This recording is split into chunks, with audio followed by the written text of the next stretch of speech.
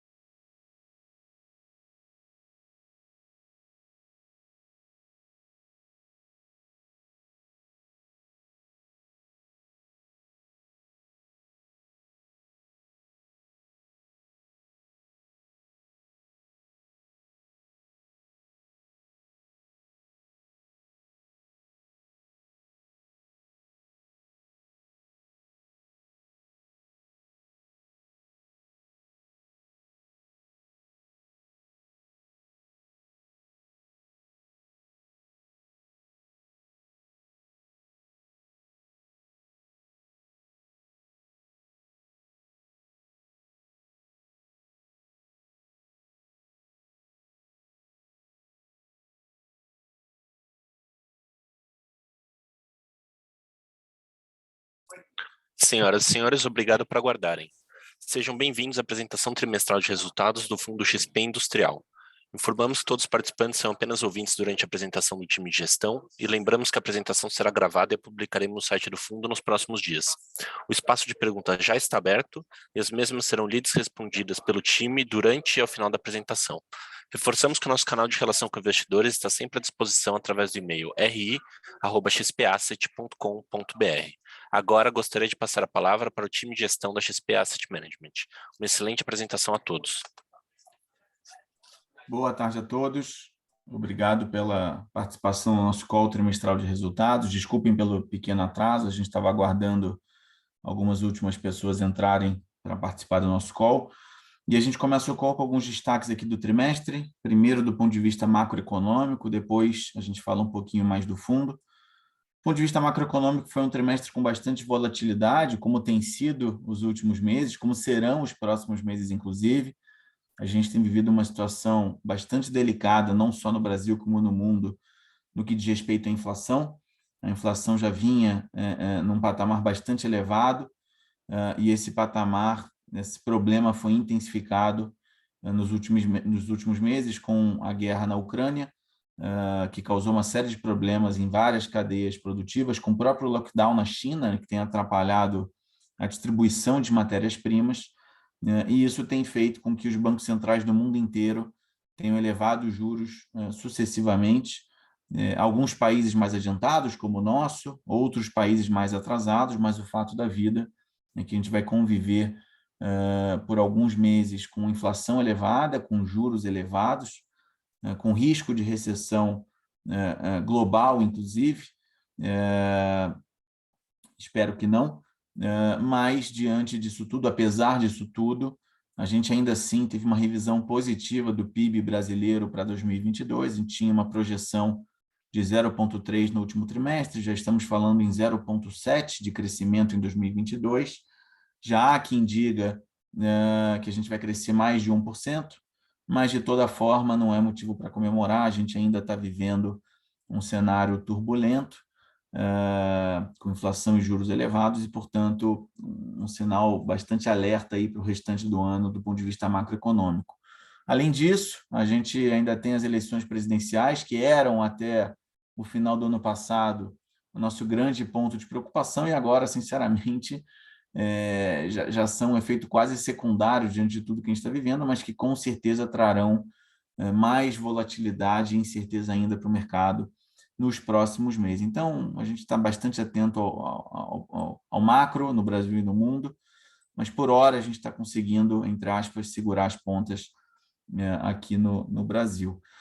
Do ponto de vista do fundo, a gente encerrou o primeiro trimestre com uma distribuição de R$ 1,85 por cota, o equivalente a um dividend yield anualizado de 9% em cima da cota de fechamento de março de 2022. A gente encerrou o trimestre com a mesma BL que a gente tinha no final do trimestre anterior, quase 300 mil metros quadrados. Esse número ainda não contempla o ativo de Extrema, que está em obra, vai inaugurar parte agora no final do segundo TRI, parte no terceiro TRI. E esses quase 300 mil metros quadrados estão divididos em 7 condomínios e alugados para 28 locatários de 12 segmentos econômicos e 8 nacionalidades. Por que é importante mencionar isso? Isso sempre foi uma fortaleza do fundo, a gente ter essa diversificação geográfica num país globalizado sempre foi muito importante, a gente sempre teve uma diversificação grande de inquilinos. A pandemia nos trouxe um ponto de preocupação em relação a isso, porque vários dos nossos inquilinos durante a pandemia tomaram a decisão de sair do Brasil, vários dos inquilinos gringos, principalmente, né? E é um fundo, como sempre foi dito, que tem uma maior quantidade de contratos típicos em detrimento de contratos atípicos, trazendo menos barreiras de saída para o caso de uma necessidade de algum inquilino. Então, efetivamente, a gente vem tendo uma dificuldade maior com vacância nos últimos meses, certamente originado por conta da pandemia. Pré-pandemia, o fundo girava com uma vacância bastante controlada, e, obviamente, a gente tem que trabalhar nesse novo cenário, com menos inquilinos gringos querendo vir para o Brasil, querendo trabalhar no Brasil, É um fundo que normalmente aluga módulos menores, 2, 3, 5, 10 mil metros quadrados, diferente de locações de centros de distribuição convencionais, que normalmente tem 30, 40, 50 mil metros quadrados. Então, a gente precisa realmente, no varejo, como a gente costuma dizer, fazer mais locações de áreas menores para que a gente consiga minimizar e um dia eliminar essa vacância incômoda que a gente tem no fundo hoje. A vacância fechou o trimestre com 17%, 17,3%. A gente vem trabalhando fortemente, vou mostrar no próximo slide um funil que a gente vem trabalhando para realmente minimizar essas áreas vagas do fundo.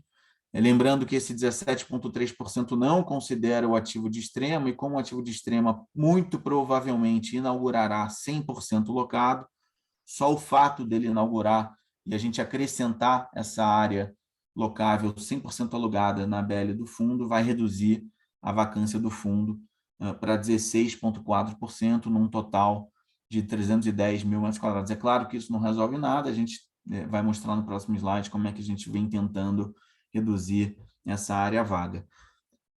De fato relevante, a gente divulgou no dia 2 de maio a emissão de um CRI, a gente securitizou 50,4 milhões de reais, numa taxa de IPCA mais 7,5% ao ano, muito em função, a gente fez uma emissão de cotas no final do ano passado, infelizmente a gente teve um volume captado aquém do que a gente precisava, e para que a gente possa terminar a obra de extrema, portanto, para que a gente possa terminar uma obrigação já assumida pelo fundo no passado, a gente foi obrigado a fazer a emissão desses certificados recebíveis imobiliários, a captação de 50 milhões de reais, de modo que a gente possa concluir esse galpão, além de recompor o caixa do fundo, que estava com um caixa bastante baixo, impedindo que a gente pudesse fazer novos investimentos em ativos do fundo, até para conseguir fazer novas locações, né? Eventualmente tem alguma benfeitoria para fazer, uma divisão diária entre módulos, e a gente estava sem caixa para fazer esse tipo de intervenção, motivo pelo qual foi importante recompor o caixa do fundo. O fundo tinha uma alavancagem bastante baixa, de aproximadamente 100 milhões de reais. Com essa alavancagem de 50, a gente tem uma alavancagem de 150 milhões, que ainda é uma alavancagem bastante baixa em níveis satisfatórios, dado o tamanho do ativo do fundo. Tá? Passando para o slide seguinte, a gente vai abordar a questão das áreas vagas. Isso aqui a gente vem trabalhando intensamente com a BBP e com uma série de corretores. São mais de 230 corretores cadastrados, desde os mais tradicionais do mercado, CBRE, Colliers, Cushman, JLL, dentre outros, até brokers e corretores locais, pessoas físicas. Inclusive, a gente vem trabalhando muito fortemente para realmente receber bastante prospects. Tem funcionado, a gente recebeu já nos últimos meses quase 81 mil metros quadrados de áreas prospectadas / consultadas, dos quais a gente entrou em negociação com 63 mil metros. Desses 63 mil metros que a gente começou a negociar, ainda temos esperança para 55 mil, mas na nossa visão, com infelizmente baixa possibilidade de conversão, mas tem quase não, tem mais de 10 mil metros, um pouquinho mais de 10 mil metros, que a gente entende como alta probabilidade de conversão, ou em fase de assinatura de contrato, que já representam em aproximadamente 3,5 pontos percentuais da vacância. Portanto, se a gente conseguir converter esses contratos, que a gente está bastante confiante, e também com a inauguração de extrema, a vacância do fundo já viria para um patamar inferior a 13%. Obviamente, ainda um patamar incômodo, mas a gente está trabalhando muito para que ainda dentro desse ano a gente consiga reduzir a vacância para um patamar de um dígito, em detrimento dos quase 17,5% de hoje. Tá? Pode passar, por favor. A gente traz alguns destaques do trimestre. Como eu falei, a gente encerrou o trimestre com uma ABL de quase 300 mil metros quadrados, uma vacância física de 17,3%, porém com uma vacância financeira de 12%, muito em função de um prêmio de locação que a gente possui no ativo Tucano, no Brazilian Business Park, um edifício que a gente comprou no final do ano passado e que tem um módulo vago que está com um período ainda de renda garantida, de aluguel sobre essa área vaga, uma inadimplência líquida de apenas 0,9%, definitivamente não é um número que nos preocupa, e que, portanto, é o giro normal da carteira. A gente tem muitos inquilinos, mas normalmente o inquilino que não paga no mês, mas quita no mês subsequente. Então, não é um problema estrutural do fundo. No slide seguinte, a gente traz uma rápida linha do tempo, eu não vou entrar em detalhe, são 2 slides, para quem tiver curiosidade pode dar uma olhada. E eu vou passar a palavra para o Lucas Paraviso, que vai dar continuidade à apresentação, e também, quando ele for falar sobre o slide de resultado, ele vai responder a pergunta do Tiago aqui no chat, do porquê o rendimento distribuído está maior que o resultado líquido. Basicamente, Tiago, a gente acumulou resultado no passado não distribuído, e agora a gente está distribuindo esse resultado já gerado no passado, mas ele vai explicar com mais detalhes no slide, e conforme ele faça a apresentação, eu vou respondendo as demais perguntas que vocês tenham aqui no chat. Obrigado.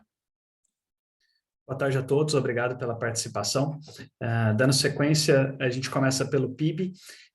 A projeção para 2022 é de 0,7%, um crescimento muito pequeno, mas um pouco melhor do que o que a gente tinha trago no trimestre anterior. A perspectiva melhorou um pouco com o aumento da atividade. Por outro lado, a inflação ela acabou desacelerando essa força. Então, hoje a gente está ainda nesse patamar. Nos próximos anos, ainda esse efeito de pós-pandemia, com dificuldade fiscal e as cadeias bastante deterioradas.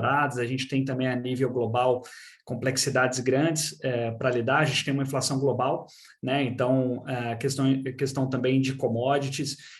A gente tem diferentes assuntos contribuindo negativamente para esse incremento da inflação. Isso acaba reduzindo num todo a atividade, reduz também a geração de renda real, e isso acaba dificultando bastante o crescimento. A gente vai acompanhar, existe sim um potencial de um resultado de PIB um pouco melhor que esse 0,7, mas isso depende muito de como o país vai lidar aí com a questão macro, e se a gente realmente vai conseguir controlar da maneira mais rápida a questão da inflação. E em relação ao controle da inflação, a gente emenda aqui na questão da Selic, a Selic hoje no patamar de 12,75%, na data aqui de produção do relatório, e com uma tendência ainda de alta.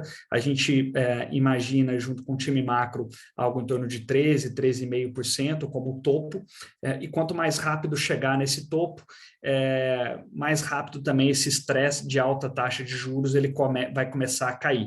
E isso é importante, a gente chegar nesse topo o mais rápido possível, para que a gente ainda tenha dentro do ano uma liberação maior de investimento, um pouco mais também de otimismo dos empresários. A gente vai mostrar o indicador na sequência. Em relação ao PIN, pesquisa industrial mensal, a gente discutiu bastante esse indicador durante a pandemia. A gente tem aqui a série histórica, justamente para poder mostrar aí os choques na produção industrial. A gente teve uma queda muito grande em 2020, com todo o lockdown e toda a questão que trouxe trazida pela pandemia. Depois a recuperação foi muito rápida, mas esse indicador começou a cair em meados de 2021. Esse indicador foi recuando, aos poucos desacelerando. Em relação ao último trimestre, falando agora do fim do primeiro trimestre de 2022, ele teve um crescimento de 0,3%, ainda um crescimento muito baixo, né? Justamente por essas questões ainda de complexidade nas cadeias, o custo da matéria-prima, a gente destaca que foi um dos maiores entraves da indústria nos últimos meses. Então, é fundamental a gente acompanhar. O reequilíbrio da cadeia vai sim facilitar, além do cenário macro que precisa também recuperar. Em relação ao índice de confiança empresarial, como eu antecipei, ele andou um pouco de lado, ele vinha numa posição neutra nos últimos meses, agora voltou a ter um pequeno crescimento, depois de 4 quedas consecutivas. Mas foram quedas relativamente pequenas, mas essa retomada aqui tem muito a ver, na nossa visão, com o setor de serviços. Foi o setor que mais se destacou nos últimos meses, com o aumento da circulação das pessoas, a questão dos grandes eventos, e essa atividade reaquecida, principalmente em serviços, foi importante aí para segurar esse nível de expectativa, e aí ele está muito relacionado ao cenário macro. Então, enquanto ainda a gente tiver essas complexidades de inflação, alta taxa de juros, a gente ainda vai ter uma posição de confiança bastante limitada, mas, em contrapartida, uma recuperação inflação também, esse indicador costuma agir e se mostrar rápido, né? Na questão da sensibilidade. A gente viu isso na retomada da pandemia, depois do pior período, e a gente espera realmente que a gente consiga ter um nível de confiança maior para a gente ter maiores investimentos aí na cadeia produtiva e também em serviço. No próximo slide, a gente traz a inflação, sempre os dois principais indicadores, o IPCA e o IGPM, principalmente em relação aos contratos. A gente tem aqui contratos indexados a IPCA e IGPM, então é uma questão sensível para o fundo. A gente teve nos últimos anos, principalmente 2020 e 2021, uma inflação muito fora do patamar médio, né, dos últimos anos. Claro que o Brasil já teve um histórico de inflação muito pior, mas falando aí dos últimos anos foi muito expressivo, né, e a cadeia produtiva, principalmente questões de commodities e também a alta do dólar frente ao real, provocaram esse incremento grande no IGPM. O IPCA um pouco mais baixo, mas também seguiu um patamar de alta bastante elevada, e nos próximos anos, incluindo 2022, a gente ainda tem um nível elevado, mas já numa cadeia de redução, e nos próximos anos, sim, um maior controle. Então, ainda em 2022, a gente tem uma inflação grande a lidar, que vai depender aí dos diversos fatores que a gente destaca aqui na apresentação. E, por fim, em relação ao CAGED, ele tinha diminuído aí a velocidade de geração líquida de vagas. A gente teve um março interessante, alinhado com a expectativa de mercado. Então, também, além da questão da confiança do empresário, a gente teve aqui um indicador positivo. Então, a gente tem alguns elementos para ter um pouquinho mais de expectativa positiva em relação aos últimos meses, falando principalmente de janeiro e fevereiro, que foram muito ruins no geral, ainda com a Omicron. Então, a gente tem sim uma capacidade de gerar mais resultado ao longo do ano. Por fim, a gente começa, então, dentro dos detalhes do fundo, falando sobre o resultado. A gente teve uma distribuição média no último trimestre de 0,62, então 62 centavos por cota por mês. Essa média, como o Carrasco comentou, e dentro da pergunta do investidor, ela tem também relação com a gordura que o fundo tem acumulado. Então a gente sempre traz esse saldo de distribuição acumulada, a última linha da tabela, porque aqui o fundo tem no regulamento fevereiro e agosto para passar a régua, né? Então ele consegue de alguma forma ir trazendo esses resultados, e com isso a gente consegue, durante os piores períodos, e também diante da questão da vacância, ainda segurar a performance para que a gente consiga ter o tempo necessário de recuperação e reocupação dessas áreas. Falando do resultado em si do primeiro trimestre de 2022, a gente teve um maior nível de despesas. Isso tem relação com o aumento do fundo, né, que aconteceu na quinta emissão de cotas, no último trimestre de 2021, e também com o pagamento de juros do primeiro CRI. Esse pagamento começou em novembro de 21, então também impacta aqui o nosso resultado. Além disso, claro, vacância também colabora. Então são a variável vacância, principalmente com geração de renda de reocupações, tem sido e será sempre aqui o nosso foco para que a gente consiga continuar gerando resultado e também incrementos ao longo do tempo.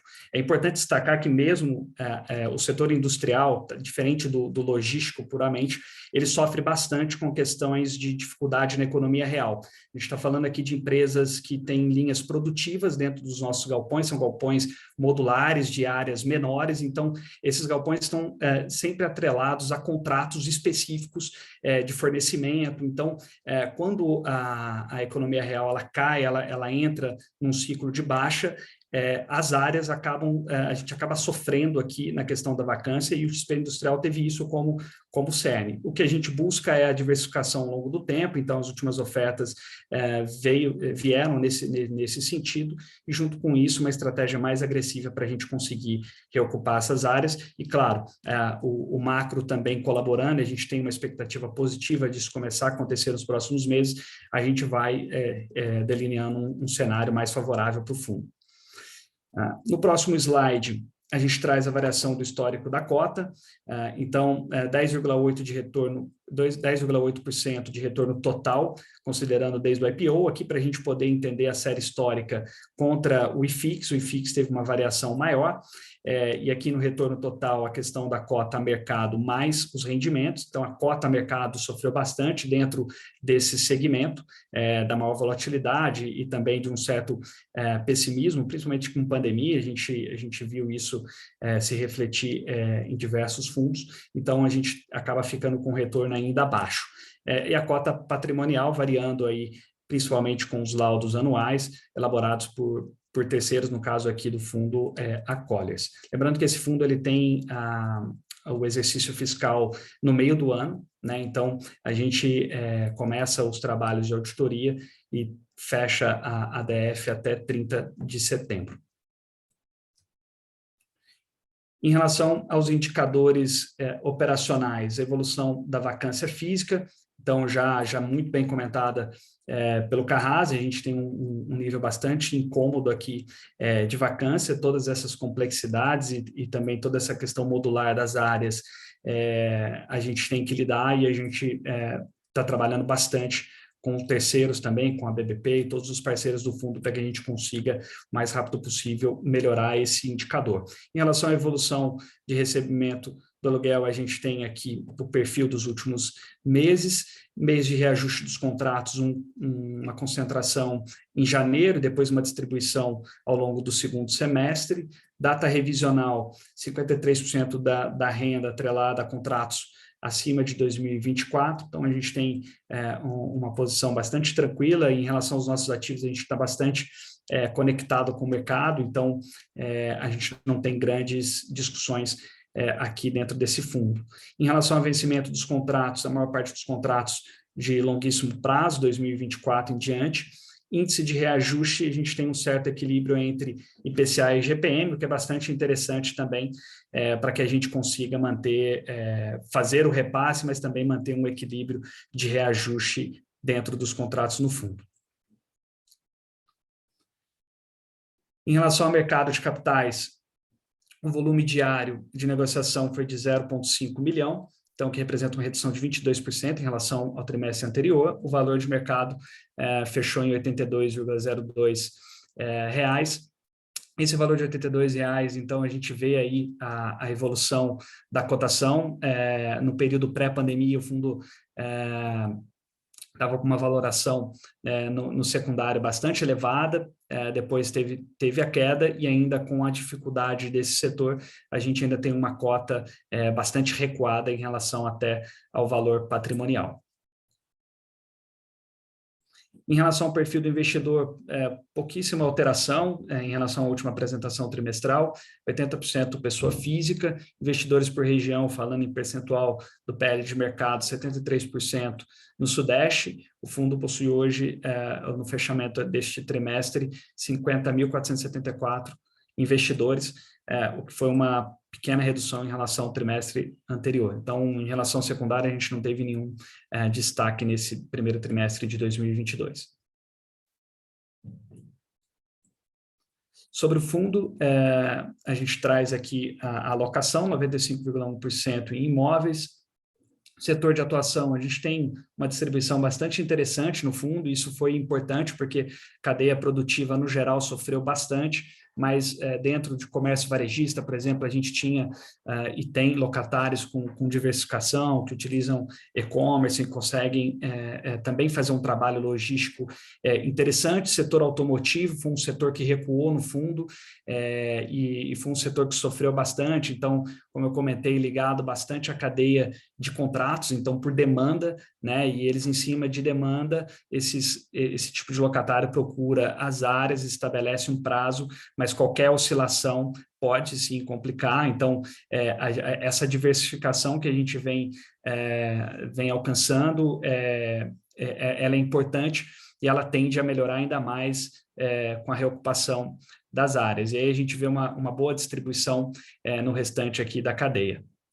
Em relação ao país sede dos locatários, concentração no Brasil, mas a gente tem sim locatários, tem multinacional, várias multinacionais aqui de bastante impacto nos seus setores de atuação. Isso também é bastante interessante, porque a visão é um pouco distinta, muitas das vezes uma visão de um pouco mais de longo prazo, e também uma sensibilidade a preço um pouco menor, porque eles olham de uma forma mais ampla, olham toda a cadeia produtiva. Então, a gente tem aqui locatários super interessantes de discussão aqui na dinâmica do fundo. E, por fim, em relação ao resumo, uma inadimplência pequena, a gente geralmente ela zera no início do mês seguinte, então a gente está trabalhando com esse locatário para poder o caixa ainda cair dentro do vencimento, mas nada crônico. A vacância física 17,3%, mas a vacância financeira em 12%, então a gente consegue com o prêmio ainda carregar, ainda diminuir esse impacto da vacância.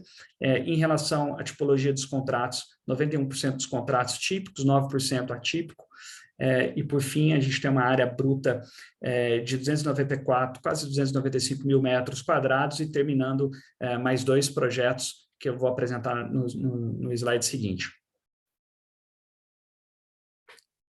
Ok, os imóveis performados com todos os detalhes, depois fiquem à vontade para aprofundar. A gente coloca pé direito e capacidade de piso, que são informações também que os próprios locatários e potenciais locatários buscam para poder enquadrar a operação, fora outros detalhes de DOCA e etc., mas esses aqui são os macros.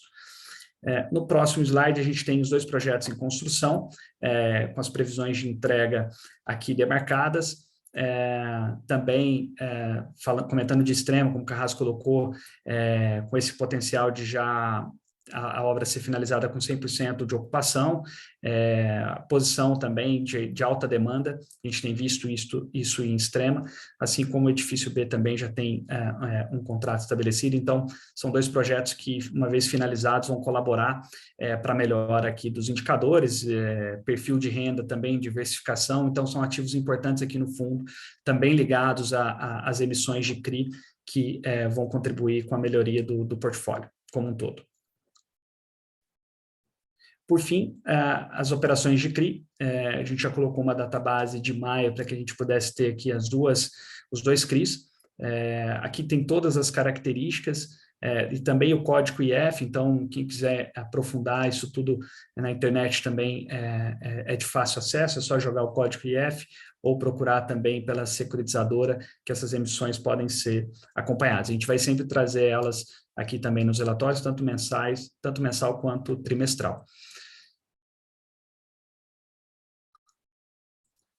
Com isso, a gente fecha a parte de conteúdo. Eu volto a palavra para o Carras e agradeço a participação de todos. Obrigado, Lucas. Eu respondi as perguntas que foram colocadas no Q&A e no chat. Portanto, em não havendo mais perguntas, eu gostaria de agradecer a participação de todos vocês, desejar um ótimo final de tarde e até o próximo trimestre. Obrigado. A apresentação trimestral de resultados do Fundo XP Industrial está encerrada. Lembramos que a apresentação foi gravada e é publicada no site do fundo nos próximos dias. Reforçamos ainda que o nosso canal de relação com investidores está sempre à disposição através do e-mail ri@xpasset.com.br. Agradecemos a participação de todos e uma boa tarde.